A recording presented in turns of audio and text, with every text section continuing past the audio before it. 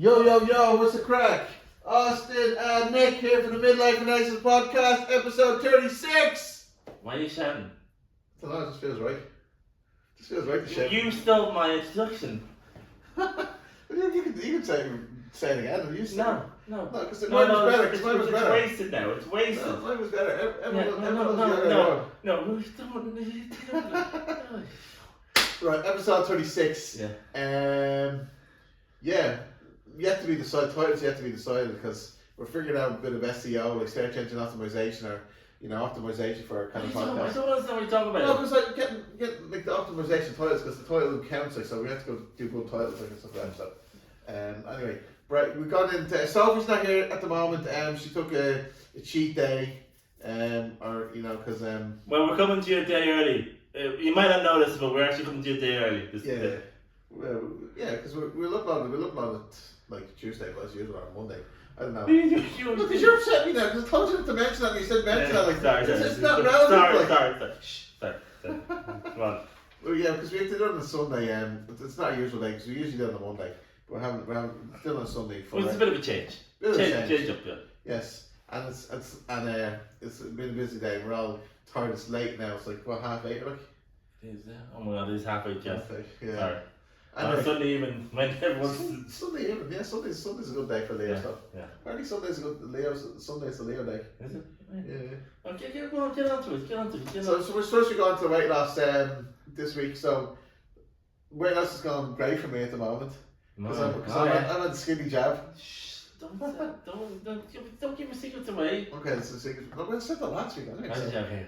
But the funny thing is the skinny jab is cool, like, and it's a funny thing because I don't feel hungry in the stomach area. Like it's kind of like I don't have an appetite, but I'm mentally hungry. Like I find that my brain is like, if I want to drink or if I want food, like I kind of still have that mental kind of angst of like, give me food and stuff like that. So I notice the two different brains in that sense. So my stomach as a brain has a desire to eat food usually, but now with the skinny jab, it's not giving me that desire to like hunger. So I don't feel like starving and stuff like that. You know the difference. We say when you don't eat for ages, like you wake up in the morning, you fast, and you kind of then come like say 4 o'clock in the afternoon, 5 o'clock in the afternoon, you'll actually get a pain in your stomach where it's actually like physical hunger. Like, do you ever notice that? Like sometimes, sometimes I don't eat during the day. I don't feel hungry, and then maybe at home I eat at home. It's only sometimes. So. Yeah, but it seems to be two different things like for me anyway. So it's a mental hunger where I'm like, yeah, I want that now. Like, I just even the fact I'm in the office and then I just go to the shop next door and I just get something to feed them out, like, because obviously I have an hour fixation, like, so I love to talk. Like, what? It's a Friday thing. Anyway, so weight loss has gone okay for me. I'm enjoying it. So yeah, we actually the results will be in tomorrow when we weigh ourselves. We have a little WhatsApp group. We'll do a little weigh in. Like we'll send each other kind of our scales pics. Like no, you won't. You can't take the picture of the cat. Yeah, I know it's weird. It's maybe we do the same. I don't know which I'm eating something still. Yeah, but the best because we do it every Monday morning, don't we? Yeah. So they stick to the routine. That's right. Yeah, how'd you get on this weekend, mate? I don't know. So last week we were talking, saying we're going to have a cheat day and stuff like that. Sophie chose to choose a cheat day, which was the next day. It was a Pancake Tuesday. Oh no, I didn't have pancakes. I didn't have pancakes. I feel like I missed. And like the week went by, so I missed Pancake Tuesday. Even like where did the week go? I don't know. I didn't have pancakes either. Yeah. Did you have a cheat? You had a cheat weekend. You said to me.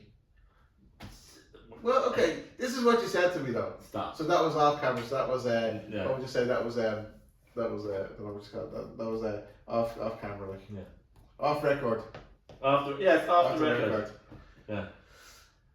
So how's the weight loss going though? Is it okay, or managing that? It's slowly. I don't know. I feel it's kind of misty going up and down a bit, up and down. But we're making plans though. We're each in their own individual ways. We're making plans to kind of improve ourselves and stuff like that. So it'll take time. Like what are we on? We're on. What's today's the 12th? What's today's date? The 10th or the March? 10th of March? No, it's the 9th of March. 9th of March, yeah. So 9th of March. And then our kind of we're just 6 months ago. July is kind of July 14th. Think July 14th. Okay. So not too bad. Like we're halfway there. Like are we? March, April, May, June, July. No, like we're like yeah. No. Quarter away there. Well, no, that's not my strong suit. Just Rain Man though. You just because you know your maths, you have your funky skills. I can say. What's your funky skill again? You can tell any day or date or something? No, we did that before. We don't need to go recap. We've done that before. Okay. So we're going to do a deep dive on Tom Cruise and all his movies. Not all of his movies. His popular movies, so we will try and keep it as condensed as possible. I know there's a lot of movies he did, so we're going to try to keep it as condensed as possible. Yeah. We don't want to bore you with all his movies. Like his early ones from the 80s and the 90s are probably his well, you're saying that the more. Well, so what we're going to say is what? What do you want to be going to say? Why is it always me? Do I have to go? Because you're going to share something there, but you can share it. Like, what's your opinion on his early movies, like versus his newer movies? Like, do you have a take on it? Why are you putting me on the spot now? It felt like you were saying something, you didn't say it, so it felt like. Put me on the spot here. Yeah, go on, you're on the spot. Go on, say it. What do you say? I just said his early ones are more popularized, I think, than his. Well, they're more popular, like yeah. Like it's like when he was like his early ones, like Top Gun. Top Gun. Yeah, Top Gun. I mean, Top Gun's one of my favourite movies of all time. And it doesn't have the soundtrack as well. Like, yeah. It's like Kenny Loggins, Danger Zone, and Berlin. Yeah, Take My Breath Away. Yeah, it's amazing. I watched that movie. I watched that movie like just because I just love it. Like. You lost that love and feeling. Yeah, you lost that love and feeling. Yeah. Sorry, I feel like the Deja we might be repeating ourselves, but I mean, this is Tom Cruise, and Tom Cruise is an icon actor, so you know. Yeah. But this is so Top Gun was one of his good movies. Yeah. And Risky Business was a good movie. I loved that Risky Business. I thought that was very cool. Yeah, I watched that like when I was teenager. Like. But I think one of his breakout movies was The Outsiders. You know, the one with the kind of Brat Pack, Matt Dillon was in it. Kind of the older, the kind of 80s kind of the generational like the next generation, yeah. like that's been that's kind of good. We kind of did that book at school, like The Outsiders, yeah. And what decade was that? That's 83 was The Outsiders. One of his. Okay. And then he teamed up with Paul Newman and Martin Scorsese for The Color of Money. Where it's kind of the sequel to The Hustler. Yeah, because Paul Newman was in the original, wasn't he? He was the Hustler, yeah. And then Tom Cruise was Paul Newman was the mentor. Kind of Paul Newman was the mentor. What was you saying that Paul Newman's character was? You knew it off the top of your head there. Oh, Fast Eddie. Fast Eddie. Yeah, he was the that was a good one. Yeah, that was a good one. Yeah, that was. But like his earlier movies were very. He just seemed to be like just they're very down to earth kind of guys. They're all very kind of just like but he always plays the character. He always plays the character hero, the kind of the maverick guy. That's his. But I feel like he was a bit more, maybe a bit arrogant in his character was more arrogant in those kind of like Color of Money, and then now Rain Man, where he's kind of where he's play. He thinks he's the only child, then he realizes he's a brother who's like 20 years older than played by Dustin Hoffman, and then he wants to know who the beneficiary of the will is, and then kind of brings him on a road trip to Vegas and stuff like that. Yeah, that was a good one. That's a good take on him. He's more arrogant than his movies. It feels like his character's like Tom Cruise, where he's kind of the hotshot pilot, and Color of Money, where he's kind of the card shark kind of, and then Rain Man, where he's arrogant, kind of Risky Business. He's kind of like they kind of just a confident, kind of risky, risky kind of arrogant guy.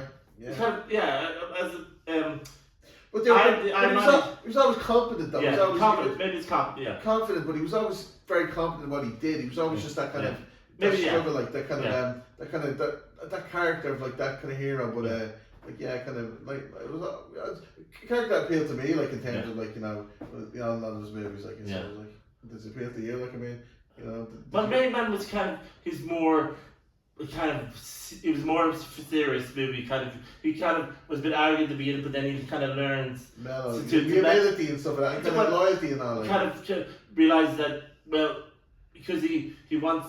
He wants the $3 million that he doesn't happen is inherited. So he tries to convince his brother to, share. But then he realized that he has to bring his brother back too. So he kind of learns important lesson in the end of the movie. And that's kind of that's kind of a But is that his character like through all his movies? Like is that his kind of opus madness or what you got opus madness? It just feels like he's arrogant. It was a bit arrogant in the 80s. And but I mean, even now, even the characters in the later movies, like he always plays the kind of hero, the kind of unique Marvel kind of guy, the kind of the kind of like even the Mummy movies and even the Mission Impossible movies, like he always plays. We're getting to that. Okay. Let me my flow. You're doing it. Yeah. Okay. Lead the way. Well, and we come to one of his more dramatic performances in Born on the 4th of July. Yeah, dramatic because he was born on the 3rd of July. And this was his first Oscar nomination. I know I won't want the Oscar nomination. I know you don't like Oscars and stuff like that. So. No, I didn't say they don't like Oscars. Maybe these kids want to hear about Oscars. Yeah. You were saying that was his first. Who was he up against? He was up against Daniel Day-Lewis, who won for My Left Foot. He was up against Robin Williams for Dead Poets Society as well. So and Morgan Freeman for Giant Mistakes. He was the young. He's kind of young hot shot. It's new into the kind of thing. He was only like 27 when he got nominated. So and then he did the big fast car NASCAR racing movie with Days of Thunder. Nicole Kidman, yeah. His first of 3 movies with his wife. Then they met in the set, obviously, and then they got married and stuff like that. And then she played the doctor, and she like. I think she played neurosurgeon. I don't know if it was neurosurgeon. No, because he was in the crash, and then he's in the bed. And then he finally walks to the end. He's able to. Normally it takes a couple of years to go back, but he can do it in the time of the movie. You know what I mean? Yeah. But that's kind of. And maybe it's the female love interest helps to heal. The saver gets a goddess that heals him. And then in 1991, he went to Ireland with Ron Howard and Nicole Kidman to make Far and Away. Far and Away, yeah. Oh my God! The accent was the accent is up. Oh my God! What his dialect coach? What happened to it? I mean, was it Shay or Flanagan or something? It was something like that. No, it was. What is that? I should have actually. Flanagan. That wasn't Flanagan, was it? No, Flanagan was in. Flanagan was in Cocktails. Cocktails. Flanagan the Cocktails. But what was it? Was it Seamus? Seamus. We probably should have looked that up. Sorry. Seamus. And but I mean, come on, where was the dialect coach? Was in fairness to him, it wasn't bad. I mean, it was it was Irishman in America. Maybe it was just he didn't know it was a different kind of genre, and it's back. And what was Far and Away? That was Days of Thunder, Far and Away. And now we go to this. You can't handle the truth with Jack Nicholson. You can't handle the truth. So kind of shout. But that was excellent. teaming up with Demi Moore, Jack Nicholson, and Ken Bacon. Ken Bacon, That was actually that's one of kind of movie that was based on a play, I think. Glenn Gary and Ross, another one that was out that year that was based on a play, and then he turned to John Grisham with The Firm. The Firm, yeah. John Grisham, who did, which knocked Jurassic Park off the top spot. That was cool. The Firm was good. That was only on TV cover that. And then that was Ron Howard. That was Gene Hackman was in that. Gene Hackman, late Gene Hackman. And it's a friend of glass. And Ed Harris. Ed Harris, that's the word, yeah. And I think Holly Hunter was in there as well. Holly Hunter, but Gene Hackman was in there, yeah. Who I don't know, was he a villain in this? No, he worked for The Firm. Okay. But I think The Firm was dodgy in this. Yeah, but the Firm worked for the mafia and stuff like that. They were kind of cheating on their hours, billable hours and stuff like that. Very good movie. And then now we come to a movie which at the time had 4 heartthrobs on it. Interview with a Vampire. They had Tom Cruise, up and coming actor. Brad Pitt was in it. Christian Slater and Antonio Banderas all in one movie. At the time, they were all heartthrobs and stuff. You know, I mean, and a young Kirsten Dunst. And directed by our own Neil Jordan. Yeah, that's pretty cool. That's pretty good, yeah. That was a big movie at the time, wasn't it? Like that was a. And this is where he was playing a villainous kind of, you know. He's a good villain, isn't he? Like, I suppose he's misunderstood, but yeah, but I think Brad Pitt was more of the hero in the he's telling the story to Christian Slater in the movie. I think Christian is a therapist or something. I don't know. Oh, he's a journalist. Isn't Journalist, yeah, he's telling the story, and so I hope it's okay. And then he starts the Mission Impossible series. Mission Impossible, yeah. It's been over 8 movies. 8 movies, amazing. Like some of the stunts he done is pretty cool. Yeah. That's pretty hardcore. Had Vic Ramus, who's been in all the movies. I think maybe one movie he wasn't in, but he's been with them the whole time in all those Mission Impossibles. Which now next year will be 30. Well, this is the final movie's come out this year. So that's 29 years since the first one. 29 years? Yeah, wow. The first movie came out in 1996. But you were saying he produces it as well? He produces, yeah, he produces as well, for Paramount as well. Yeah, so. Warner, what's the guy who produces it? Paula Wagner, I think. He's the studio with her, and they produced those movies. So, I mean, he gets, like, he probably makes 100 million for every Mission Impossible movie. Every movie he produces. Because I think he obviously gets a percentage of, you know. Yeah. So that's his cash cow, isn't it? Yeah, Mission Impossible. Yeah. And then he got a second Oscar nomination with Jerry Maguire. Show me the money! Show me the money. Which Cuba Jr. probably stole his thunder. He got the Oscar for it. And who else is that? That was Renée Zellweger, one of our first. Yeah. You had me with hello. Yeah. And who else is it? Few cameos in it. Few cameos. I think it's Cameron Crowe. Cameron Crowe directed. Was Tom Brady or something? What was it like? No. Was it like some coach or something? NFL coach or something? Was it? I don't know. And now here is where it's kind of he didn't take a break, but the movie he was making, Eyes Wide Shut, took him forever to make. Stanley Kubrick directed it. And he's known for taking very long to make movies. Yeah. So this movie came out in 1999. Then this was the third collaboration with Nicole Kidman. And obviously it's the last collaboration with Nicole Kidman. And this is kind of a dark, weird turn. I'm like, dude, really, like Stanley Kubrick had them in scenes with each other, and they were going real dark. And you know, like the sex scene, like the scene where they're talking about their fantasies and all this kind of stuff. And that was all kind of like apparently that was all like very controversial in terms of like it was all very deep, it was all very real and stuff like that. I mean, it was a pretty intense movie to work on by that kind of time. And then he went back to his Mission Impossible roots.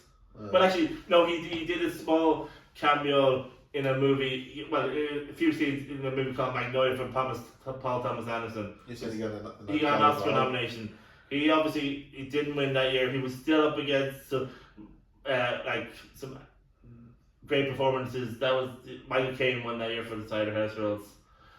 And then he went back to Mission Impossible 2, which was directed by John Woo. You know, John Woo directs all the action movies. They made that in Australia. Was that was the one with the Kimura, the kind of the dragons? Yeah. That was like the different kind of one was the dragon, one was a lion or something. I think so. Yeah. Tandy Newton was in it, Andy Hopkins was in it, and Dougray Scott was in it as well, and obviously Vic Ramus, because Vic Ramus is back. So, where are we? Sorry. What year? What year was that? Like 2000. That was the second Mission Impossible 2000. And then he did. When did he give? You're telling me he gave back his Golden Globes. When did he give back his Golden Globes? I'm sorry, you're telling me. Sorry. No. And then he kind of did. I want to say in 2002 he went to he teamed up with Spielberg and made Minority Report with a young Colin Farrell. When it was a young Colin Farrell, when he was kind of his first big break in the movie with Colin Farrell. He was only 26 at the time. Yeah, was it? Minority Report.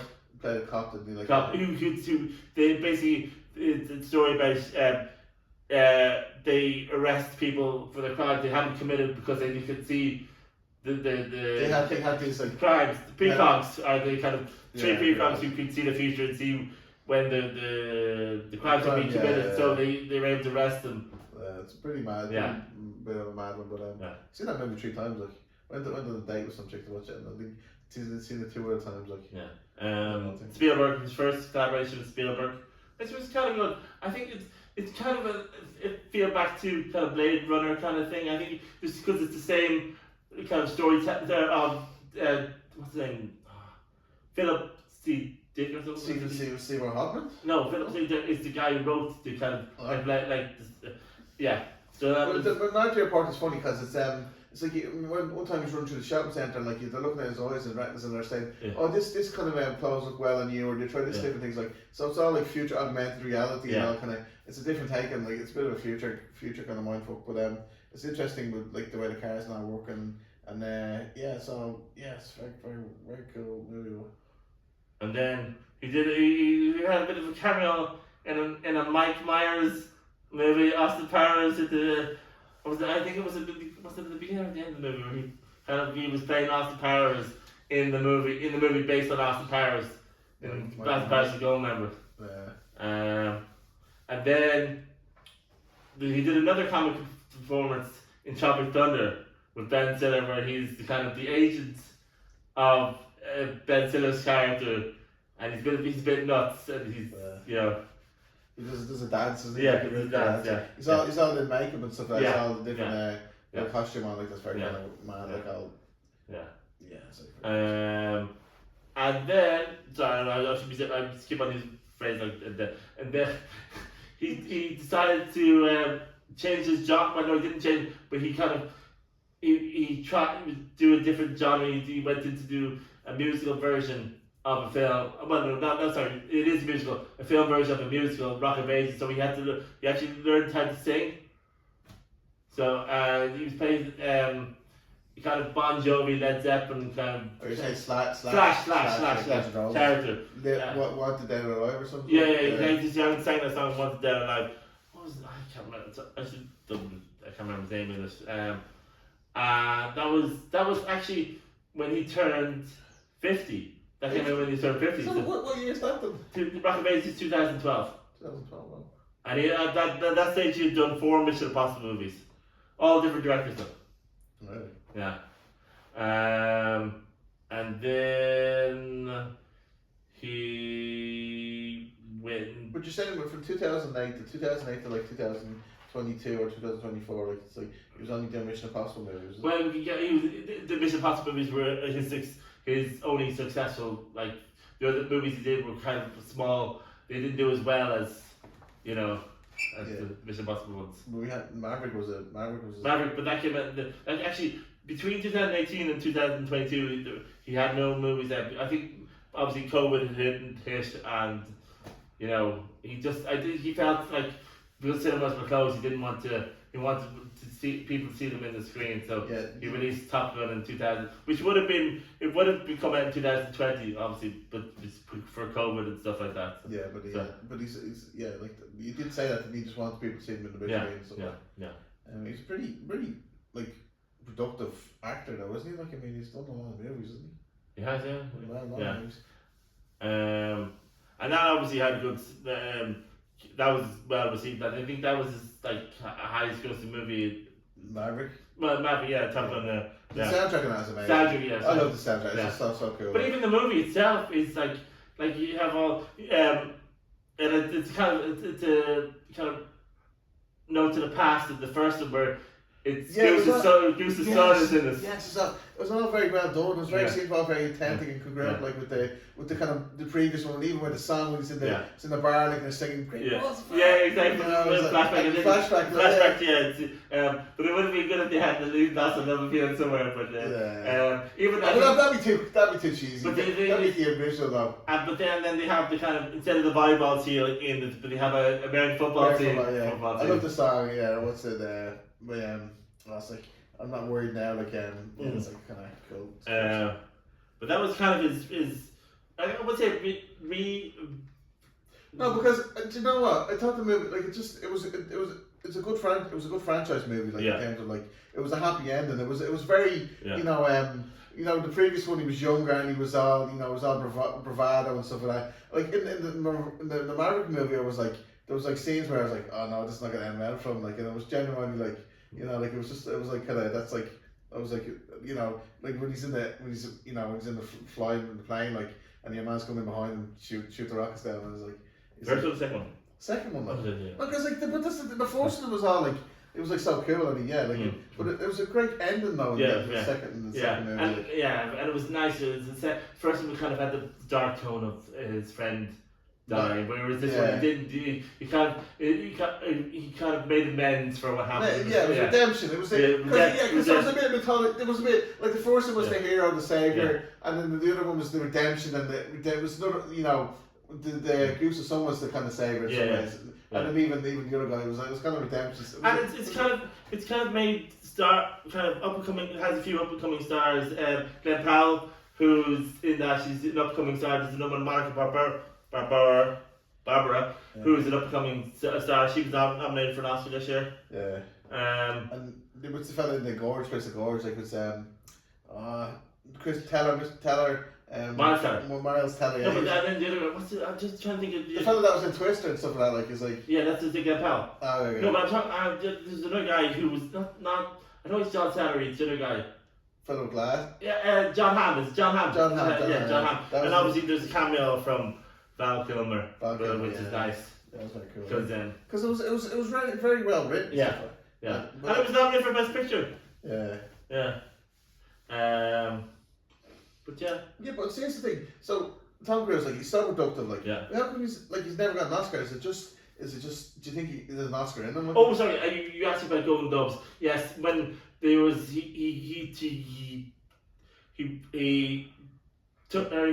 returned his Golden Globe because there was a bit of controversy with the Golden Globes that they weren't being a bit diversity. So he kind of the protest he gave back his Golden Globes. Which is sad because I mean. Here's the thing, like he owns the Golden Globes, like just because he gives them back, like does he actually not have Golden Globes or is it just a symbolic gesture, like but many movies has he done? I mean he's done well over 30-40 movies. Oh no, more. I'd say like 60 movies. 60 movies, right? And like he started back in '82, and it's like 44 years of 82, right? 44 years. But I like that your kind of analysis. Like he was an arrogant kind of guy. He failed like his performances were very arrogant. His character's very arrogant, and he kind of.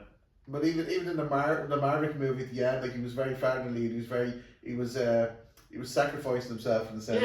It's very So like it's nice though. But it's like. Very because it's funny because the Top Gun team, they're kind of like it's the humility and kind of discipline, service, and all this kind of stuff. It's kind of like his theme in his life is even with the kind of Mission Impossible, the way he does his own stunts and all. Like this about the psychology and all. Actually, that one I think it was a stunt where he was the last Mission Impossible where he was on the bike and then he jumps off the. He's brought off the bike on the tip, but then there's a parachute. That'd be crazy. Man, even the one previous that, like he jumped from a building to building, and he broke his ankle or something and he just carried on. They had to stop shooting for like 5 or 6 weeks or something like that. But actually, I seen a snippet there on the news, not the news, but on the internet. But I don't know how real it is. But he's actually injured as well. No movie now or something, is he? I don't know. No, I didn't see it. I see a snippet. He was some movies doing he stopped shooting because he was injured. But I mean, fair play to like in fairness, like he's a pretty. I mean, he's pretty more than talented. He's pretty extremely successful and talented. And I think he did a bit in the Paris Olympics apparently. He came on a bike or something. Since he showed up in the Stade de France where the ceremony was held, and it was a pre-made video followed afterwards for the LA 2028. You're saying that he came in with a flag or something, or was it? I don't. Stuff like that. Yeah. I don't know. Yeah, probably should have done a bit more research about it. Maybe should have. This is. Well, I can definitely do more research. You're like Rain Man. Yeah. Well, yeah, definitely, I definitely dropped the ball there. But Yeah, you always drop the ball. I know, thank you, man. But it's winging it though. Like we're not making money for this. Is a side job. This is a bit of fun, like. Yeah. You know, but sure, yeah. But that's But I mean, like he's worked with some great directors like Ron Howard. He's worked with like Martin Scorsese, Brian De Palma. You know, Brian De Palma. He directed Scarface and those kind of responsible. John Woo directed Face Off. that was with Nicolas Cage and John Travolta, was it? John Travolta, yeah. It's like one of the scenes. Like, I mean, I hate to see you go, but I love to watch you leave. Because like when a chick's walking away, I hate to see you go, but I love to watch you leave. And obviously Spielberg as well. But it's weird how he's never won an Oscar, and he's always been up against some tough people to, you know. What kind of movie would get him an Oscar though? In fairness, like he's something like Born the 4th of July, but everyone else had that was a crappy movie, you know what I mean? No, that was a heartfelt movie. Like that was a joke. That was a struggle. Yeah. And Jerry Maguire, where he's obviously that movie, he's at the beginning he's top of his game, but then he gets fired and then he loses all his clients, and then he has one client which is played Rod Tidwell is his client, played by Hubert Jr. But he kind of learns to I think he put a memo out in the movie and said he faced just one client and just you know. He was very idealistic and stuff like that. He had a vision. Bit like you. Yeah, no, okay, right. So he had a vision and then he kind of he struggled and he redeemed himself and stuff like that. So but that's his character. That seems to be who he is. Like he's an authentic kind of guy. That's true to his characters and stuff. Yeah. Even in life, I mean, although he does his stunts. So what kind of movie would you see him in? Like like a Mission Impossible or another? No. If for him to win more. But it have to be. You'd have to be. Between. Would it be a historical figure or something like that? Like, could it be a historical figure? Like, could it be Gandhi or something like that? Or could it be Ben Kingsley? But yeah, I know it's Benson, but you know what I mean. Like, could it be some savior kind of figure where it's really struggling to redemption or something, you know? I think it'd have to be a mixture between Rain Man and Born the 4th of July. Yeah. But it'd be interesting though, you know. Because this character Magnolia is totally off. I've never seen that movie. What's it about like?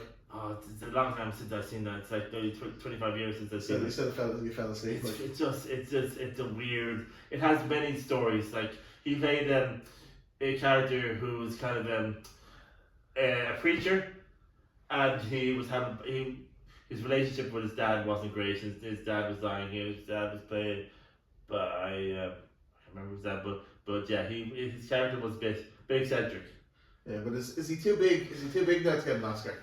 My question is. No. I mean, like you couldn't just have an average movie because it's obviously going to be Tom Cruise in the movie. It's not going to be the story that the character that Tom Cruise plays. Like it's always going to be like. Well, no, I'd say in time, like you have actors like Robert De Niro who were big in the time of, and then obviously they were the main character, Al Pacino. But now they're going to set this sideline, but being.